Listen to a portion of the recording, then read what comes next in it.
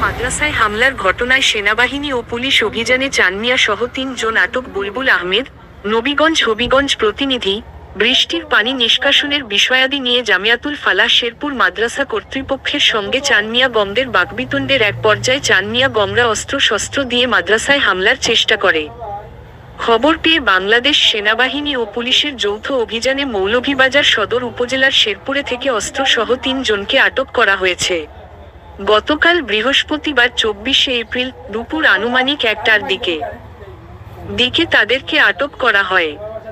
আটককৃতরা হল মৌলভীবাজার সদর উপজেলার শেরপুর আবাসিক এলাকার হরমুজ উল্লাহর পুত্র মো. চান মিয়া ৫০, হবিগঞ্জ জেলার নবীগঞ্জ উপজেলার মজলিশপুর গ্রামের বশির মিয়ার পুত্র আব্দুল হামিদ ৩০ ও খালেদ মিয়া ২৮। স্থানীয় সূত্রে আরও জানা যায়, নদী নালার বৃষ্টির পানি নিষ্কাশনের বিষয় নিয়ে জামিয়াতুল ফালাহ শেরপুর মাদ্রাসা কর্তৃপক্ষের সঙ্গে মোহাম্মদ চানমিয়া গমদের বাকবিতণ্ডার ঘটনা ঘটে। এক পর্যায়ে চানমিয়া গমরা অস্ত্র-শস্ত্র দিয়ে মাদ্রাসায় হামলার চেষ্টা করে। এ খবর তাৎক্ষণিক পুলিশ ও সেনাবাহিনীর কাছে পৌঁছা মাত্রই তারা ঘটনাস্থলে পৌঁছে অভিযান চালিয়ে মোহাম্মদ চানমিয়া সহ ৩ জনকে আটক করেন। এ সময় সেনাবাহিনী ও পুলিশ আটক হওয়া চানমিয়ার বাড়িতে তল্লাশি চালিয়ে বিপুল পরিমাণ অস্ত্র-শস্ত্র উদ্ধার করে।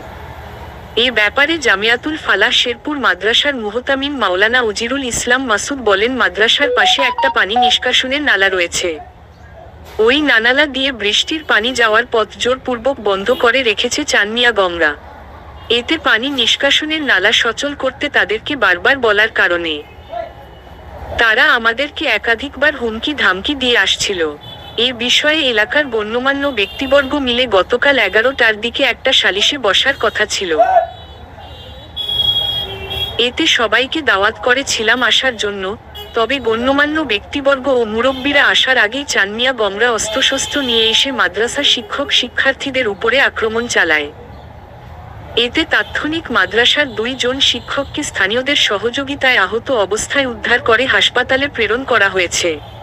বর্তমানে শিক্ষার্থীরা ভয়ভীতিকর পরিস্থিতিতে রয়েছে। অপরদিকে মোহাম্মদ চান মিয়ার পুত্র শাহ আলম এ ব্যাপারে বলেন, জামিয়াতুল ফালাহ মাদ্রাসা কর্তৃপক্ষের সঙ্গে মাদ্রাসার পাশের বাসার আব্দুল মছব্বির মিয়ার ড্রেনেজ অর্থাৎ পানি নিষ্কাশনের বিষয়াদি নিয়ে ঝামেলা রয়েছে। গত ২ দিন আগে তাদের মধ্যে ঝামেলা হয়েছে। এ বিষয়ে আমরা সালিশ হিসেবে ছিলাম।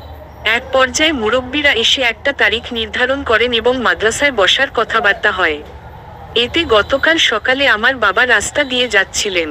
এ সময় স্থানীয় সাবেক ইউপি সদস্য সুমন মিয়া বলেন, বিচারে থাকার কথা।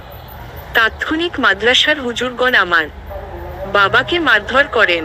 এছাড়াও মাদ্রাসার শিক্ষার্থীরা বাসায় গিয়ে হামলা চালিয়ে ক্ষয়ক্ষতি করেছে। শাহ আলম আরও বলেন, মাদ্রাসার সঙ্গে আমাদের কোনো শত্রুতা নেই। মাদ্রাসা